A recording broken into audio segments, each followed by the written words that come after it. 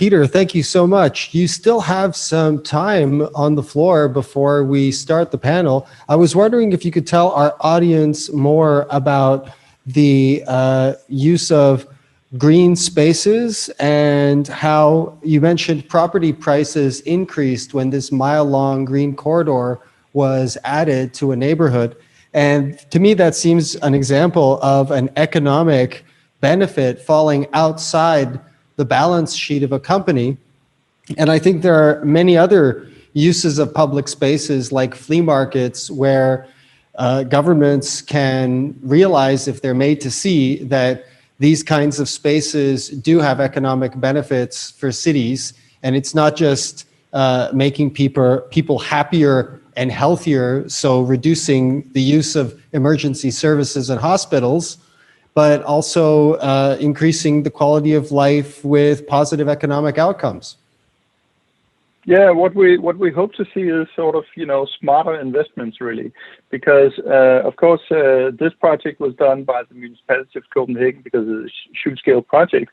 But if you look at the granularity of it, every little building project contributes something to the public space, and some urban developers or project developers, you see, don't really have the understanding of that contribution. They see more narrowly at what is the property price of what they can sell a given housing project, for instance. So we're thinking of we're trying to create a better understanding of the wider aspects of shared values here, and documenting this because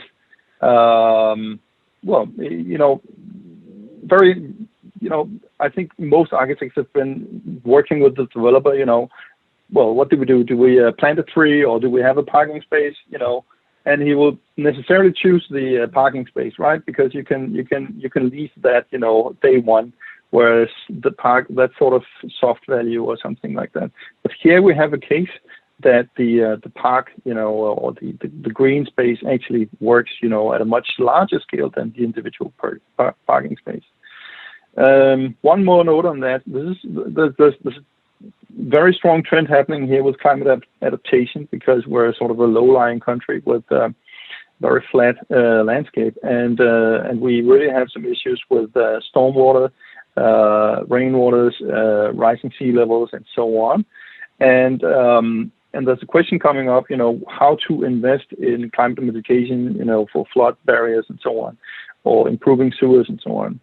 And we have quite consistently more than 300 cases, all over the country, and you can see that if you compare, a landscape-based design where you use the grass and the trees, to soak up and retain the water for a while, so that you minimize the impact on sewers. That is a much cheaper option than improving the water infrastructure. You save 75% of the money, but you also get a social space that is qualified, because you have a green space that, with just a minimum of landscape design and architecture added to it, well, it becomes an urban benefit that can, again, maybe not to this degree than I showed in this case, but because we're sort of in everywhere in the country, and the property prices are not as crazy as in Copenhagen, but give attractive, experiences to maybe a small town or something like that, that can attract people, or give better retention of people who might consider moving away, and so on. So there's a lot of social benefits. What you have to do is to go out and actually document things, for making them part of the equation, for the future investments. Well, I think that's a very good point, Peter, because someone needs to convince policymakers that flooding, which we all agree causes terrible economic hardship, and one of the cheapest ways, in your words, to mitigate the consequences of sudden rainfall is simply not to pave the city and leave lots of space where the ground can absorb the water and not have to spend all that extra money in additional sewer infrastructure and ways of diverting those flows. And of course, people have more green space, and they're happier and healthier. And the fact is, I think that we need more of this kind of thinking, because one of your slides said that the architect wants grass on the roof. Now, who's going to sell that idea? What are some tips to help architects sell green roofs, such as the one you showed us? Yeah, the funny thing is that in this advertisement, it's sort of a wacky idea that has no, it's just crazy, cheap, expensive and crazy. But we really do have projects where this is a successful design strategy that really adds, social value, that adds, even a bit of biodiversity, and reduce costs elsewhere. But you have to, figure out, who gains, what, and what are the costs, and what is the bigger picture. You have to be much more clear about that if you want to guide the finance the right places. Well, that was very well said. Thank you once again, Peter. Do you have any final words before we gently transition to the panel? Well, please download the book, or write me, or whatever. Feel free, and I hope to see you in Copenhagen very soon. Thank you. If I could take this opportunity, I was really impressed when I heard about Copenhagen's distributed heating and cooling system for the city. I really wish we had something like that in Warsaw to combat the smog. Could you tell us more about that? I think it's sort of pretty deep in the Danish political psychology that we actually like cooperative, infrastructures, public infrastructures, and so on. So we do have rather advanced public heating and cooling system infrastructure, almost everywhere in Denmark, not only Copenhagen. Well, there's a willingness to make public investments that are like big scale. I confess I'm a fan. 2 years ago, I accomplished a childhood dream to visit Legoland in Beeld. And two things were remarkable outside of the fabulous experience I had at Legoland. One of them was the neighborhood where we stayed.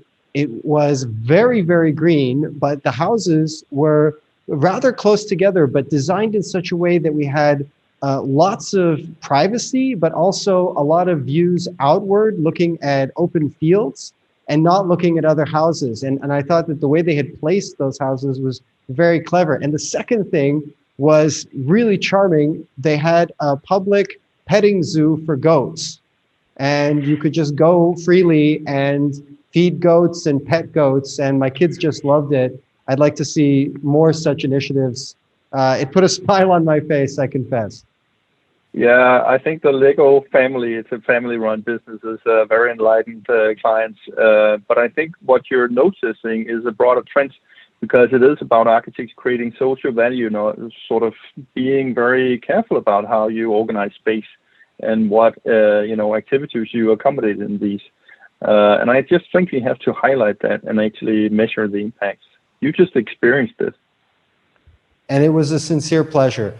So Peter, thank you once again, and my thanks to all of our panelists. We now turn to our panel discussion, and the first question is to Traumnovelle. We have a comment. Oh, Michiel is with us, excuse me. We now turn to Michiel. He was in order of presenting, and our question to Michiel is, what can cities the size of Warsaw learn from the relatively smaller city of Nijmegen? Yeah, it's of course up to Polish people if they want to learn from a rather small city like Nijmegen, but I think they can. And as even cities like London and Paris can learn from Dutch and Danish practices, I think Warsaw can also learn.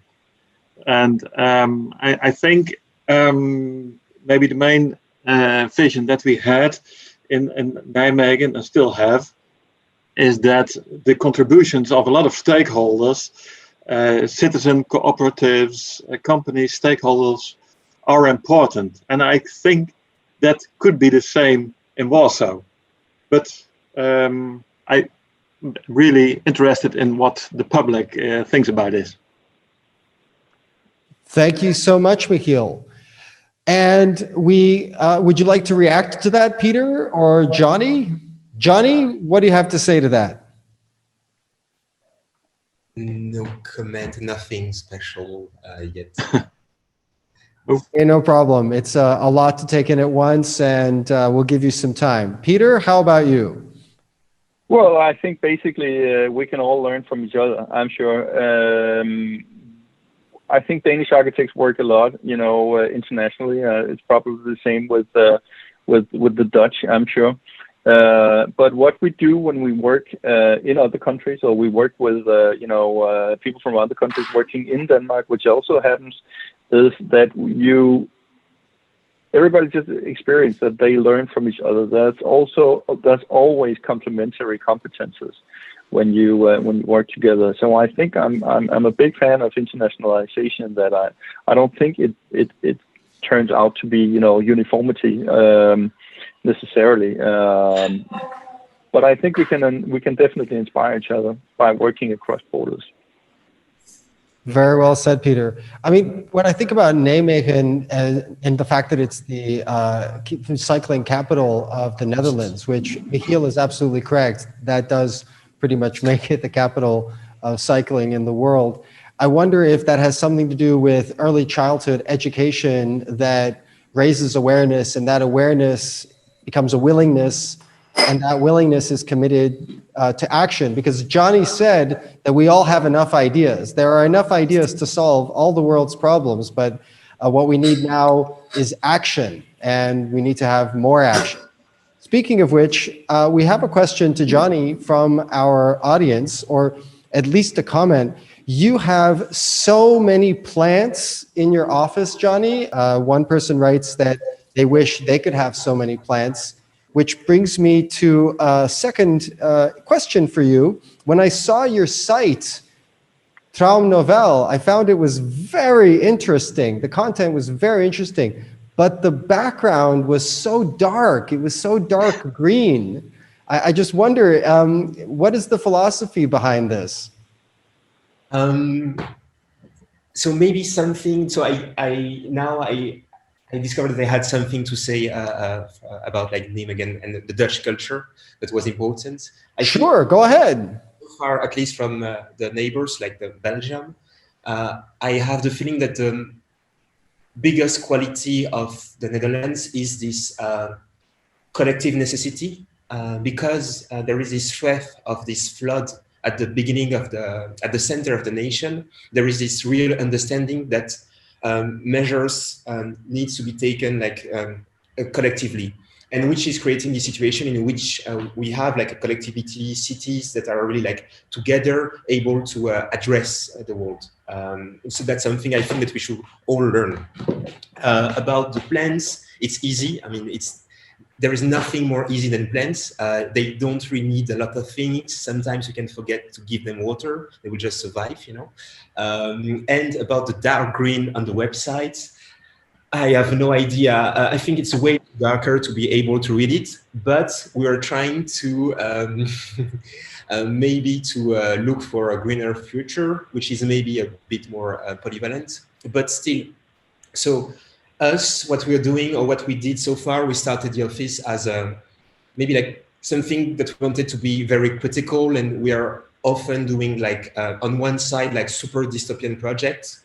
One, for instance, which is called like Green People, which is talking about how we are creating those sustainable cities that are creating this unsustainable environment around us. And that's something that we think is important. So maybe it's an answer to the dark color again. But maybe it will be blue. I don't know. It will be blue or green.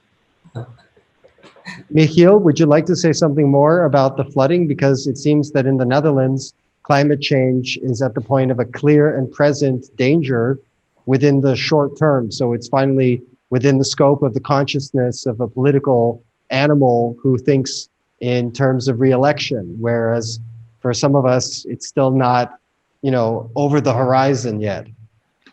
Yeah. I think Johnny, Leya is right that it has to do with a tradition in making land in earlier times, and that also farmers has to work together to keep their grounds dry, especially in heavy rainfall situations. And it's also with we have to work together in making cycling paths and fast cycling roads and so on.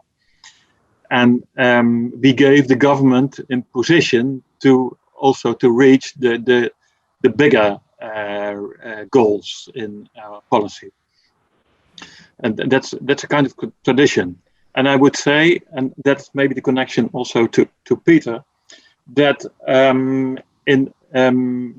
we also discovered that we need a lot of people to make our city greener, but not only in big projects, but all in smaller projects. So we have now a kind of policy that we want to have within 300 meters of every house a kind of green pocket park. And so we are now in our city developing every year a new small pocket park just in the neighborhood where people live. And then we try to change parking places into parks.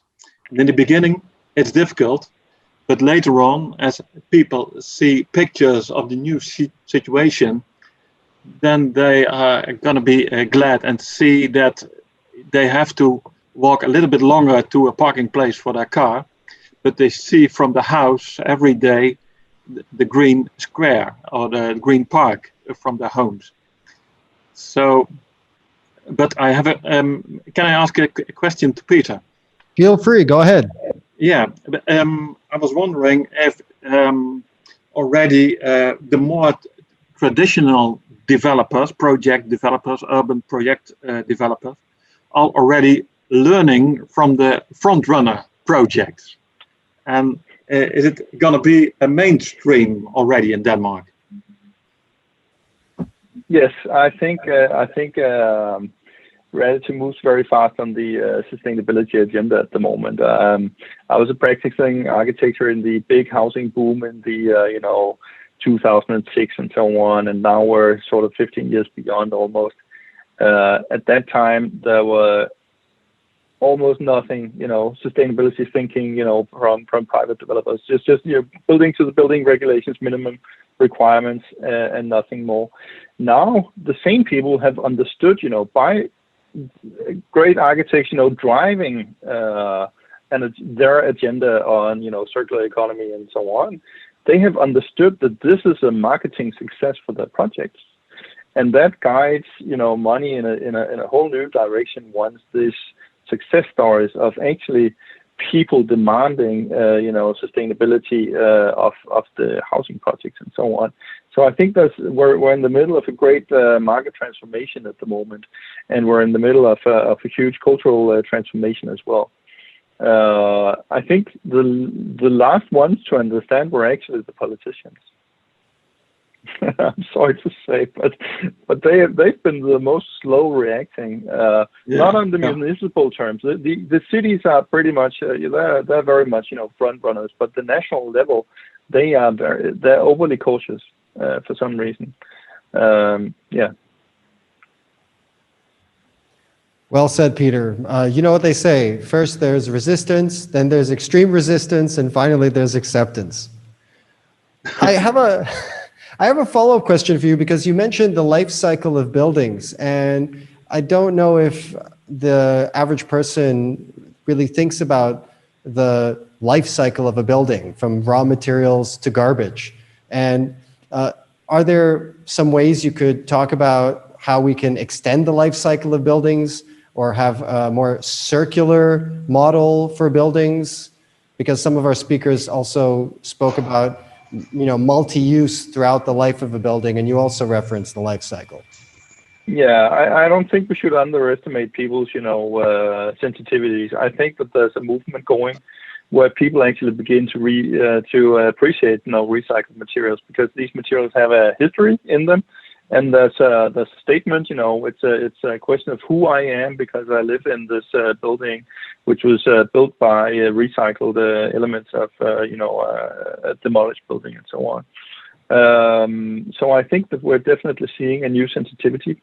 It's also a question of, generations. The older people want buildings to look new. Some of them was the younger generation asked for something else. So I think that there's a change in aesthetics happening, and the aesthetics is actually very closely connected with the ethics and the stories we tell about ourselves.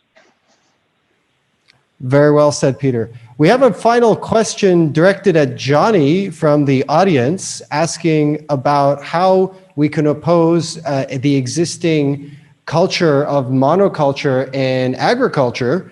And there's a reference that there are already farms in California that have returned to multicultural ecological systems for cultivation. And Peter and Michiel, feel free to jump in.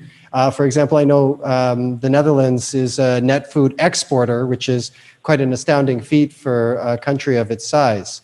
Johnny, how can we encourage multicultural ecological agricultural systems?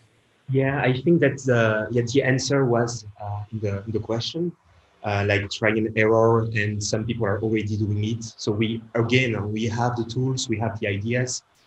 We also know that it's working better than the systems that we have right now. So we just don't have, we're talking about like waiting for politicians or like global policy to make things happen. We don't have to wait, we can just start. And already now a lot of people are starting. I think we should be more to continue to start to have different kind of cultures. But then maybe, because we have a lot of discussions about like cities and sidewalks or like things that we can see in our direct environment, maybe it would be nice to also make visible all those areas that we can't see, that can also, those green areas or those green ecosystems that are outside of our cities or outside of our direct view, but that can have more impact than, I would say, staying too focused on making like a visually healthy place. Yeah, it's an answer. Thank you very much, Johnny. Michiel, would you like to comment? Yeah, we are an exporter of food, of course. You're right, and we have our troubles with it. Of course, we have a lot of greenhouses in the western part of the country, and near Nijmegen we have big orchards with apple trees and pear trees and so on. And but we think we have to do it more on a regional scale, on a smaller scale. And now there are around Nijmegen a lot of projects developing, like small food forests and other smaller gardens where people make their food themselves. And of course, we have the big biodiversity problem with all that monoculture feeding systems. So I think that's also we have to start with a big transition in that, and that will give also in the Netherlands a lot of problems, and we have to change that. And now we are in the beginning phase of a transition that a lot of smaller projects are coming up, but it's not the real big transition till now. We have to do a lot about it to come in another speeding up phase for another system of food creating. Well said. And it's also great for people's well-being to feel that they can take individual action and make an individual contribution with open-ended outcomes that aren't overly designed from the outset. But Peter, would you like to comment on these ideas? Sure. I think that, I'm a great fan of this, biodiversity activism that Johnny just told us about. and I'm so curious about those apples and how they taste. And if I can give just a piece of advice, I think it would be to mobilize not just the landscape architects, but the population. Get some cooks going with those apples. Try to set up some events. Create a fantastic restaurant. Try to grow that story about something unique. And maybe you can raise cultural awareness, and scale that whole narrative in a very interesting way that will both protect the biodiversity and give people some precious experiences. This has been done with the Nordic cuisine in recent years, and why not Kazakhstan? Well said, because every time I return to these wild apple orchards of Kazakhstan, I reflect on what an incredible resource this is for people, but also economically. When I was a kid, bananas were really tasty in the 70s, but there was a banana blight, and because it was a monoculture that were of one particular variety of banana that was grown, the blight wiped out all of the commercial plantations, and bananas today are a variant which is resistant to that particular blight, but they're not as tasty. And once again, farmers around the world are growing only one kind of banana, and I'm afraid it's going to happen again. We need to have food security and protect our food supplies, and heritage agriculture is one possible step forward. Johnny, would you like to say more about that? Yeah, no, absolutely. Yes. Somehow maybe I wanted to first talk a bit about the Poland, which is a country that has the chance to still have like primal forest now, which is one of the last place in Europe. And also it's a culture of, you have still a lot of small farmers, which is also like something that can be really useful for the future. And I think that from those assets, there are a lot of things that can be developed or implemented quite quickly. My interpretation of it is that because maybe Poland now wants to be a bit maybe keep some distance with big structure and always have like a little garden just in case. And I think, maybe that's something to continue to work on.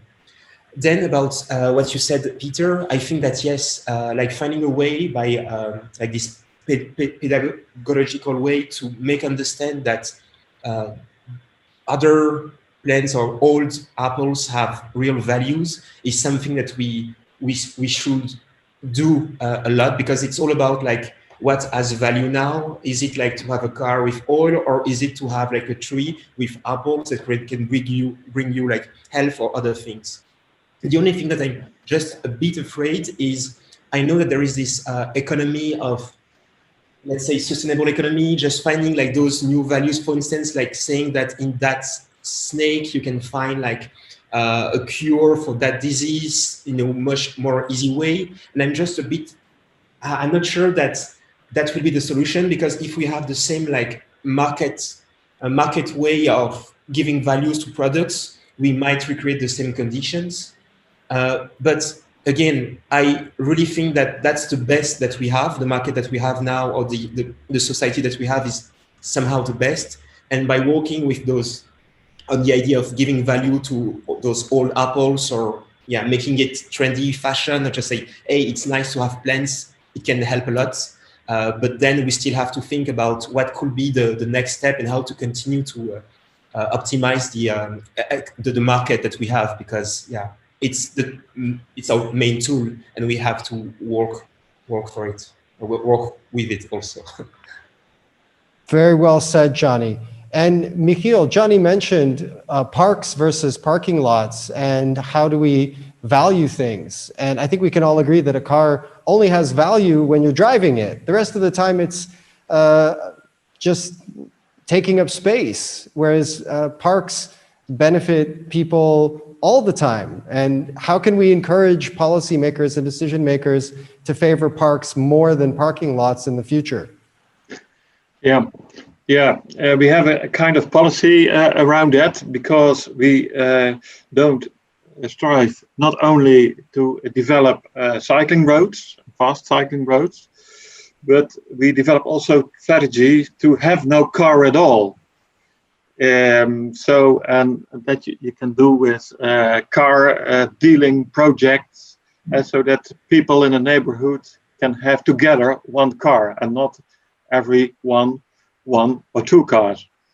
So it's still developing. It's not so big already, but I think we have maybe a few hundred cars that are owned by groups together. So I think that's important to not only change the mobility concept, but also the parking concept. People, we have a mobility spread that I think more than 60% of daily traffic is already by foot, by public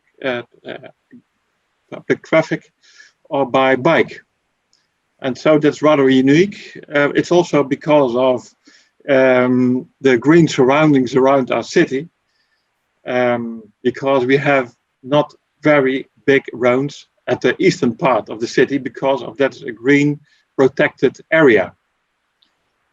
And now we are lucky that we have these big fast cycling roads around our city.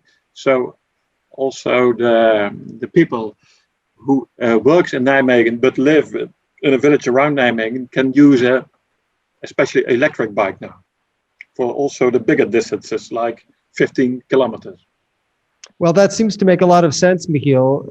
I read somewhere that just 15 minutes in a park can lower your blood pressure, and medical costs are something that communities should consider. And, you know, when the way you talk about cars and finding ways to encourage people to share cars, I just had a vision of what a city would look like if people treated public utilities like electricity and water as if they were cars. Could you imagine all the thousands of cables connecting houses, the private water pipes? I mean, it would be great to transfer how we treat public utilities to our transportation needs. Peter, would you like to add some more? Well, I think the Danish experience is very close to the Dutch. I mean, flat countries, bike culture, and it really works. I think the key is really to make it safe, make it enjoyable, make it efficient, and people will take it. And of course, there's a cultural element to that too. It's been consistently promoted by local governments in Denmark as well for decades. And now in the rush hour, it is easier to take the bike compared to a car. You'll be there faster, you know, even for a long commute. And it sounds like that's due to intelligent urban planning. Well done. Yes. So we now have time for one final question to all of our panelists. What is the best advice you can give us regarding sustainable city design? If you could tell us just one thing, what is the best advice you can give us? Johnny, would you like to start? Yeah, tough question. I still don't know exactly what is sustainability. Yeah, so I can't really answer this question, I think. Not a problem. Michiel, would you like to go next? Yeah, I see also a question in the chat. And the situation that the mayor of Warsaw would be a Nijmegen mayor for a year. And my advice to him would be go to speak with a lot of stakeholders in the sustainability agenda. To the director of the university hospital, to the director of the waste company, to the director of the energy company, and get a lot of ideas also from the government, but maybe that's not so important. And go to speak with the citizen cooperative that is developing windmills and solar parks. Very well said. I think it's really important that policymakers and decision makers spend time with understanding points of view that are different from their own. Because if you want to see differently, you have to see different things. Peter, we're out of time. Final word? Yeah, I totally agree with Michiel. Embrace citizen participation, empower people to participate in political design decisions. That's the way forward. That is also how you create value. Understanding stakeholders' values and, sharing power. Thank you so much to Peter, Michiel, and Johnny.